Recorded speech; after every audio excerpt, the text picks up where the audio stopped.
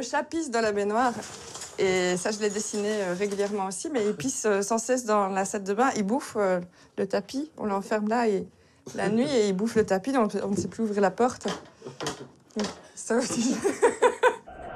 Ladies and gentlemen, bienvenue dans Trax. Au sommaire ce soir, neurosciences et intelligence artificielle sont les armes de la conteuse du futur Karen Palmer. Christopher Bauder, l'homme qui fait danser la lumière. Et enfin, la techno enragée d'AZF. On va être content, on passe tous un bon moment là, non? Hein?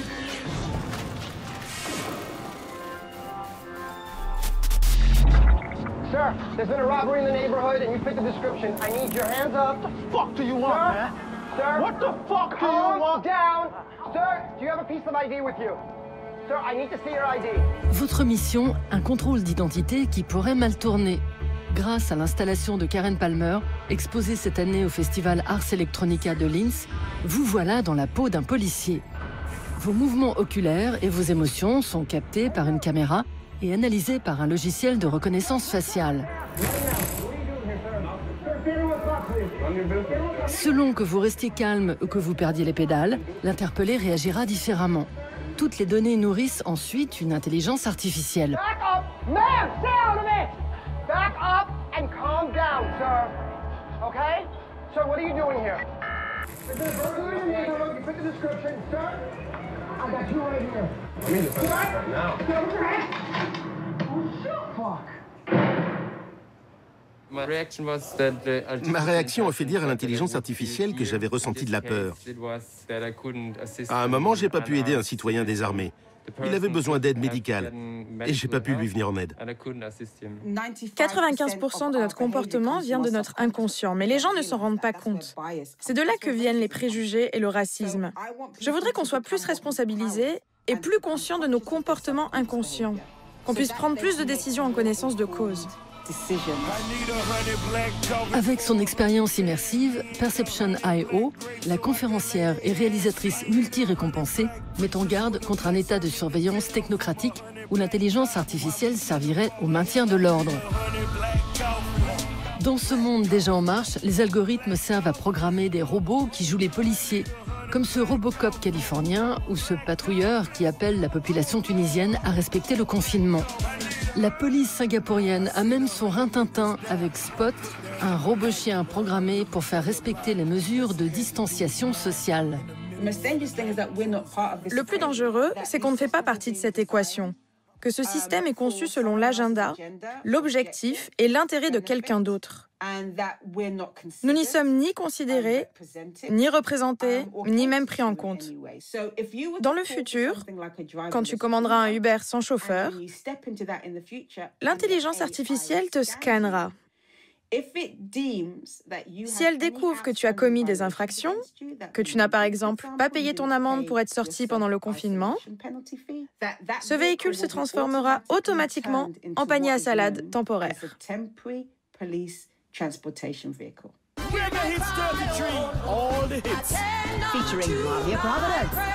Né dans les années 70, dans l'ouest de Londres, après des études d'art, de communication, un master en audiovisuel en Grande-Bretagne puis aux États-Unis, Karen réalise des documentaires, des publicités et des clips pour Jetstar, la société de production et label de reggae de son père jamaïcain.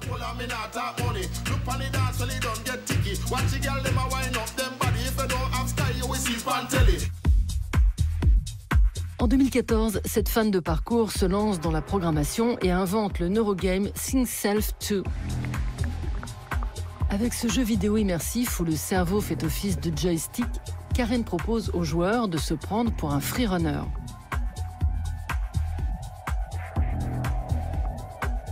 Grâce à un casque capable de capter l'activité neuronale, le gamer peut faire virevolter son avatar.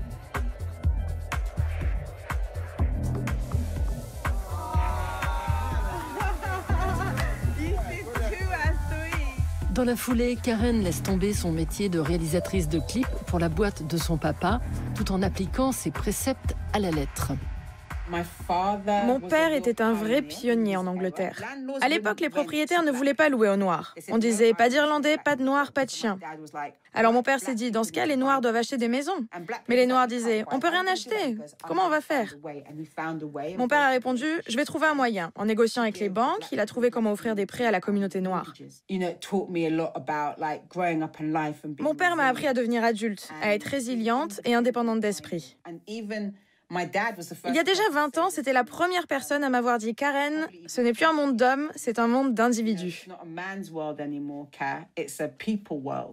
Il m'a beaucoup encouragée à tout faire en tant que femme.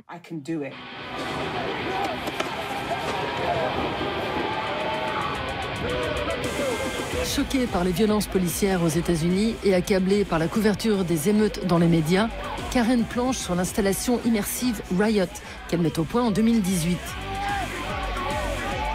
Avec ce film interactif dont la narration fluctue en fonction des expressions du visage du joueur, via une webcam, la Britannique invite le spectateur à enfiler le costume d'un Black Bloc.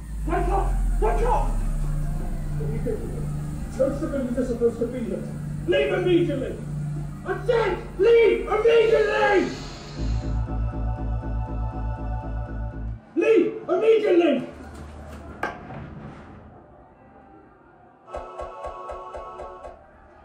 Leave. That way now.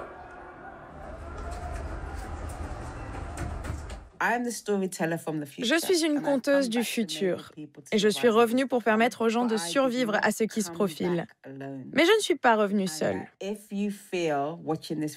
Si, en regardant cette vidéo, quelque chose résonne en toi, si ça te fait penser, ressentir ou te souvenir que tu es aussi revenu pour une raison très importante,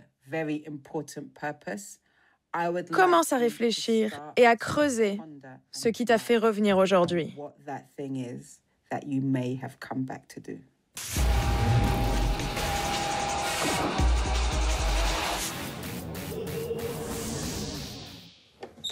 C'est affreux, moi je ne peux pas vous faire rentrer là-dedans. En fait, le chat pisse dans la baignoire. Et ça, je l'ai dessiné régulièrement aussi, mais il pisse sans cesse dans la salle de bain. Il bouffe le tapis. On l'enferme là la nuit et il bouffe le tapis. Donc on ne sait plus ouvrir la porte. Ça aussi. Et alors, on coince la porte avec un slip, sinon elle ne ferme pas bien. Aurélie William-Levaux est une dessinatrice pas comme les autres. Lauréate en 2018 du prix Atomium, qui récompense en Belgique la BD la plus innovante, elle dévoile sa vie intime sans utiliser une seule feuille de papier. Car Aurélie ne jure que par le tissu qu'elle ancre ou brode. De quoi faire péter une case à la BD. Ton kimono est un pyjama, ton kimono est un pyjama, ton kimono est un pyjama. On avait les tuniques bleues à la maison, par exemple. Oui, ben ça, j'aime pas. Ça m'intéresse pas. Ni... Après, c'était énormément de BD qui tournent autour de la guerre ou les Indiens et les cow-boys ou les super-héros. Enfin, c'est des thèmes qui ne me vont pas du tout. C'est insupportable. Après, moi, je suis radicale parce que c'est pas un truc qui me touche du tout. Mais par contre, quand j'étais du coup rangée dans la bande dessinée, ça m'a fait un choc. J'ai envie de vomir. Je pense que pour nos téléspectateurs, il serait intéressant de voir maintenant comment se crée un album de Tintin. Eh bien, je vais vous montrer ça. Bien, vous êtes très... Il s'agit de faire le découpage, qui est la partie la plus délicate, la plus difficile au fond à faire, car il faut donc raconter l'histoire, et il faut que tout soit raconté dans un nombre X de dessins sur une page. Aurélie compare les cases de bande dessinée à des barreaux de prison qui limiteraient la liberté de l'auteur. En 2005, elle flash sur une tache d'encre qu'elle a fait sur sa robe blanche. Illico, elle devient accro au coton. Avant, je peignais ou je dessinais avec des feutres sur du tissu. Et puis, gros problème, c'est qu'au bout d'un moment, ça disparaît avec la lumière. Et sur le tissu, il n'y a plus rien. Donc, j'ai vendu 2 pièces comme ça qui sont devenues complètement... Il n'y a plus rien du tout. Née en 81 dans la campagne liégeoise, d'une mère au foyer fervente catholique et d'un père policier, Aurélie Levaux est l'aînée de 11 frères et sœurs. En 2007, elle tombe enceinte et se lance dans sa première BD brodée sur tissu, Menses ante Rosam, les mois avant Rosa pour les non-latinistes.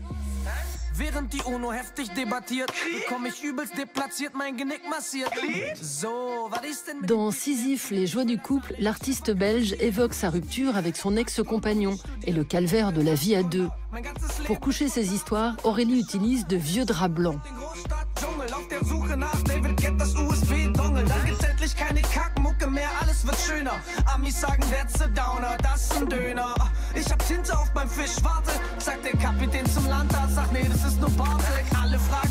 Diplômée de l'École supérieure des arts de Saint-Luc, Aurélie William Levaux y enseigne aujourd'hui. Installée à Liège, dans sa maison qui lui sert d'atelier, son quotidien inspire ses histoires. Ça, c'est Baptiste. On s'était engueulé, alors il s'est jeté sur l'étendoir qu'il a foutu en l'air. Mais alors après, il était cassé. Mais on a continué à poser le linge sur le truc. Ah ben voilà l'étendoir. Voilà ce qu'il est devenu après. Dans La vie intelligente, écrit en 2018, Aurélie plonge dans l'absurdité de la vie en société et anticipe la colère des gilets jaunes. Comme à son habitude, avec un pied dans la BD et l'autre dans le roman, la Belge assure sa place au rayon inclassable.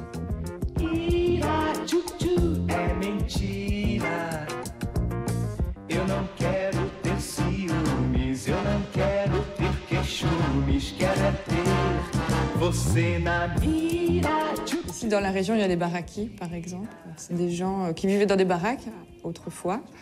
Et ici, c'est comme en dessous du beauf, en fait. Et alors, donc, ici, c'est l'insulte suprême. Et moi, j'ai toujours l'impression que ça me colle à la peau. Donc, un truc un peu baraki, c'est jamais bien fait, c'est toujours bricolé. Y a toujours une tache sur le pull, un truc qui merde.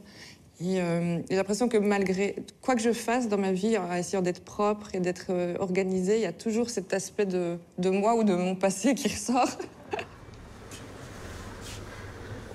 Je vais prendre celle-ci. Voilà. Ces deux-là sont bien. Merci, bonne journée. Au revoir. Oh, vous inquiétez pas, je vais mettre dans mon sac. D'accord. Hop, on voulait faire une BD. Et le directeur m'a dit non, la gravure c'est noble, c'est académique, et la BD c'est populos, quoi. Et du coup, ça m'a hyper saoulée. Et je me suis dit, bah non, je m'en fiche, je vais faire de la gravure en BD. Enfin, de la BD en gravure. Je vais faire des crêpes avec ce litre de lait, comme je ne bois pas de lait. Créé en 1943 par un Suédois, cet emballage à base de carton, d'aluminium et de polyéthylène est le support préféré des bandes dessinées de Mathilde Payen. Souvent, on fait ça jusqu'à 8h, 8h30, 9h. Et après, on joue à Age of Empires toute la nuit. À la place des classiques feuilles de cuivre ou de zinc, Mathilde grave sur des briques de lait, redonnant un coup de jeune à une technique qui ensoleillait les journées de l'homme de Cro-Magnon. C'est à Angoulême, où elle suit des études d'art, qu'elle découvre la gravure. Née en 90 d'un père boucher et d'une mère institutrice, Mathilde grandit à Saint-Quentin en Picardie. Je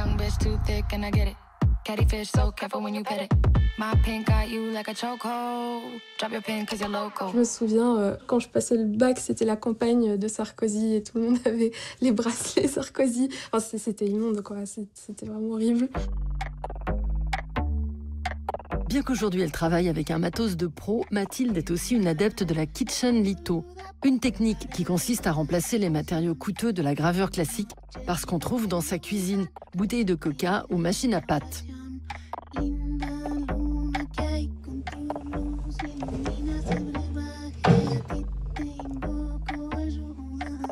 Et voilà. En 2013, elle grave dans la brique Palpitation sa première BD. Auteure de 6 ouvrages, elle crée sa propre maison d'édition spécialisée, Tetra Édition, qui a publié depuis une dizaine de BD sur ce drôle de matériau.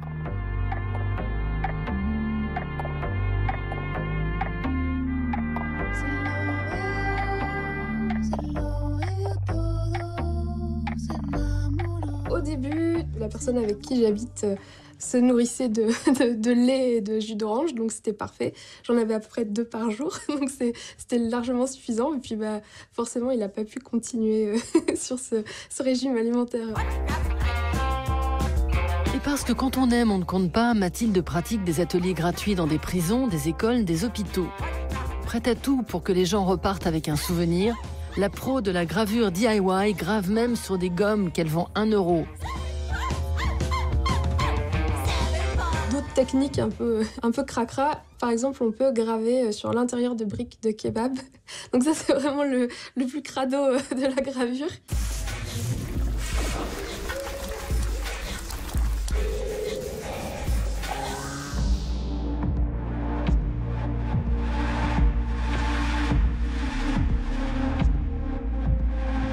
Et non, vous n'êtes pas dans Tron, mais dans le monde lumineux de Christopher Bauder, l'homme qui fait danser les lampes à LED.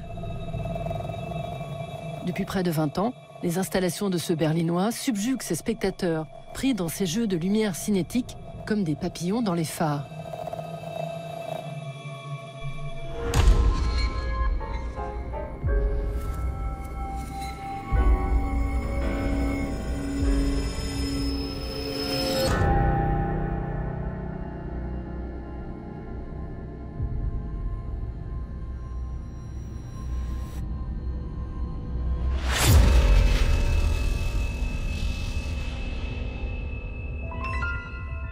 Un jour, une femme me dit... Elle traverse la salle en courant vers moi. Alors je pense, elle va se plaindre parce que c'était trop bruyant.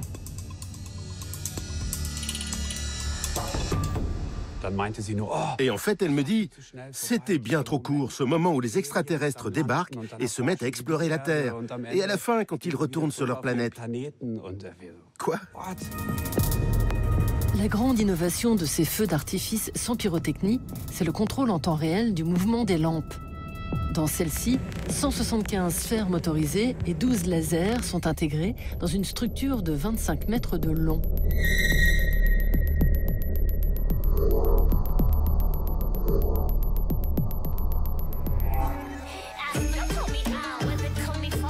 La lumière, Christopher en connaît un rayon. Dans le quartier de Rummelsburg, à Berlin, se trouvent les bureaux de White Void, qu'il a fondé en 2004. C'est la première entreprise au monde qui fabrique des systèmes de lumière cinétique. À 2 pas, son hangar lui sert de zone de test. Je peux changer la hauteur de l'installation, les couleurs, et tout ça en temps réel. Ici, j'ai du vert. En double-cliquant, je change instantanément la couleur. C'est ce qui est super avec ça, pouvoir travailler en temps réel et expérimenter à chaque installation. Là, on a du bleu, du rose. On peut transformer ça d'un coup en une autre forme. Quand je parle de rendre la lumière tangible, je veux dire qu'on a presque l'impression qu'on peut la toucher. Les gens essaient de la toucher et de l'attraper. On sait qu'on ne peut pas l'atteindre, mais on essaie quand même. Et c'est cette matérialité de la lumière que j'aime tant. Le fait de pouvoir travailler avec la lumière, la moduler, la modifier, mais au final, elle n'est pas vraiment là. Elle est présente et en même temps, elle est volatile. Fils d'un ingénieur mécanicien et d'une interprète, Christopher naît en 1973 à Stuttgart, mais grandit à Önningen, une petite ville de 3000 habitants séparée de la Suisse par le lac de Constance.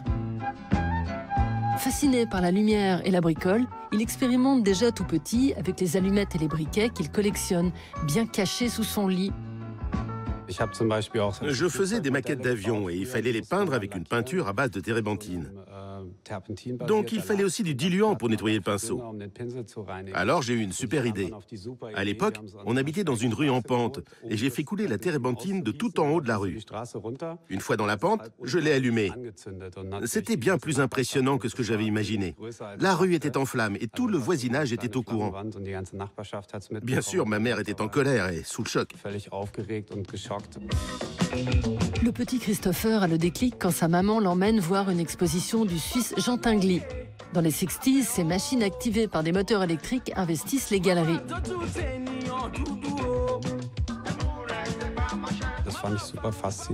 J'ai trouvé ça fascinant. Ça m'a vraiment impressionné, le fait que l'art puisse être en mouvement. C'était une connexion pour moi. J'étais pas intéressé par la construction de machines abstraites ou loufoques. Je voulais réaliser quelque chose de très concret. Créer une forme cinétique qui ressemble clairement à une vague, à un oiseau ou à une nuée d'oiseaux, par exemple. C'était très important pour moi que ça puisse être contrôlé. Bowder met du mouvement dans le light art, un courant artistique né aux États-Unis dans les années 60. Jusque-là, ces pionniers, Dan Flavin ou James Turrell, utilisaient la lumière de façon statique dans leurs œuvres. Au milieu des années 90, immergé dans la scène techno-berlinoise, Christopher réalise ses premières expérimentations en inventant des interfaces inattendues pour créer de la musique.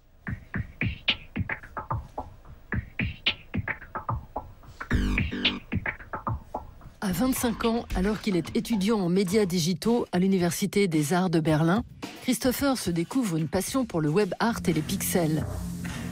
Pour sa première installation publique, Atom, en 2007, il attache 64 ballons, contenant chacun une LED, à des moteurs dont il ajuste les mouvements grâce à des câbles contrôlés par ordinateur.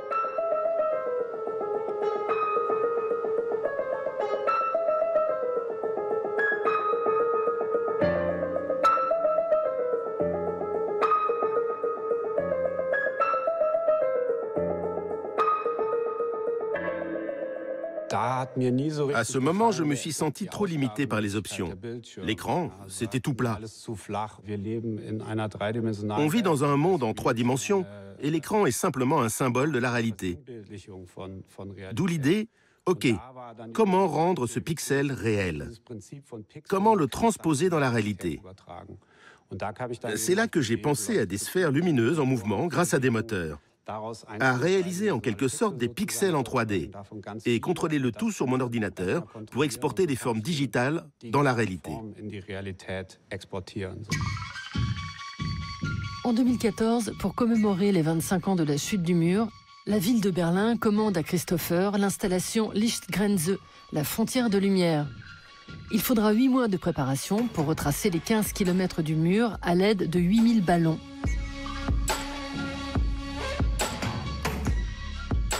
Quatre ans plus tard, Bowder développe Scalar, une installation inspirée de l'idée que nos émotions sont liées à des couleurs. À l'aide de miroirs cinétiques, les changements de tonalité provoquent chez le spectateur des sentiments allant de la peur, le vert, à l'extase, le jaune. En 2017, avec Mirror Mirror, ces miroirs cinétiques célèbrent la soirée de fermeture saisonnière du High, l'un des clubs géants d'Ibiza.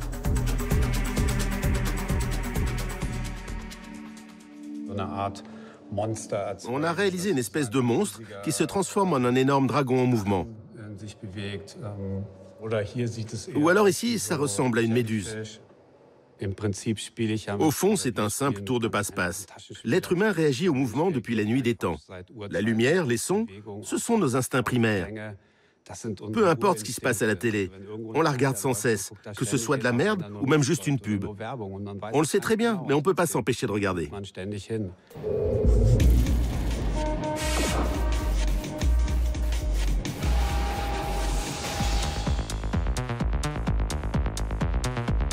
Attention, DJ acéré. Élevée à Meaux, Audrey Carcassonne, alias AZF, est la fille d'un marin et d'une gérante d'un dancing familial en Seine-et-Marne. À 16 ans, elle fuit la morne vie de la grande banlieue pour devenir physionomiste de club, puis organisatrice de soirées à Paris, tout en suivant un BTS immobilier. Devenue DJ presque par accident, la chef du crew techno Qui embrouille qui se dit assagie. Faut voir. Yo, ça va? Pour Trax, à l'occasion d'une teuf Border City à Aubervilliers, AZF digue dans la malle au trésor de vinyle à la recherche de ses souvenirs d'enfance. Je voulais des disques à ma grand-mère. Elle m'en est toujours au cirque, ça me fait penser à ma grand-mère. C'est là où j'ai eu vraiment mon premier rapport à l'objet. C'était au dernier étage de la maison. Et elle était pas très musique, en fait. Il y avait des énormes coffrets de vinyle. Et en fait, c'était des anthologies de Piaf, de Brel, de Brassens. Et c'était vraiment des beaux objets. J'ai demandé à ce qu'on les mette. Et voilà, c'était mes premiers rapports à la musique. C'est de la variété française. Ah, j'ai même pas regardé le... Tu vois, j'ai même pas vu le titre. J'ai même pas regardé. Ah non, ça, j'aime... Celle-ci, j'aime pas. Parfait. Vous êtes contents? On passe tous un bon moment, là, non? Hein? En vrai, j'aime pas mal cette musique. Cristobal est revenu, des pesos, des lingots et un alcu cousu. La famille hypocrite crie, vive le barbu. Tonton Cristobal est revenu. Depuis que tonton est là, on fume de la marijuana. On fout des coups de pétard partout, nos parents mouftent pas. Le matin, après le chocolat, on chique et on crache assis pas comme au Mexique. J'ai fui, moi, j'ai fui la banlieue. Je suis partie, ouais, j'avais 16 ans et demi. Parce que c'était pas tenable et ça me faisait... En fait, il y avait... Même si je comprenais pas encore vraiment mon homosexualité, etc., il y avait un truc en moi de colère qui grandissait, de pas être à ma place, de savoir que j'allais tout perdre si j'assumais ça.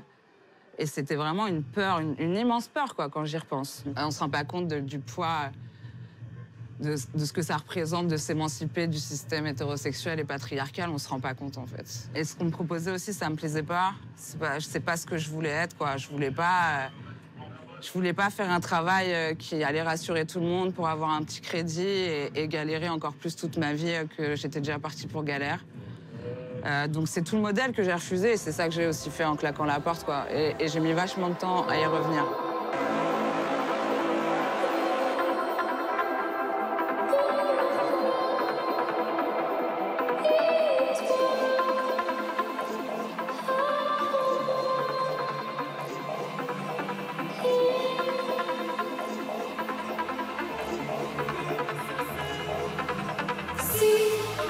Le caméraman, c'est le meilleur. Vraiment, il va nous faire une vidéo aux petits oignons.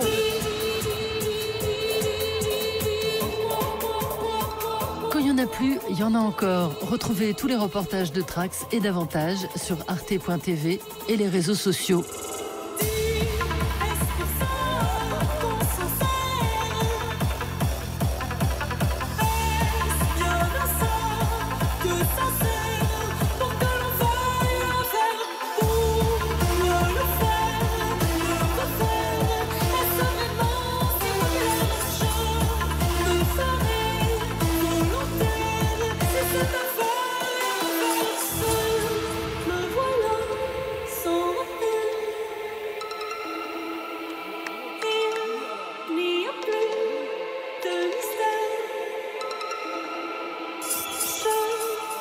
C'est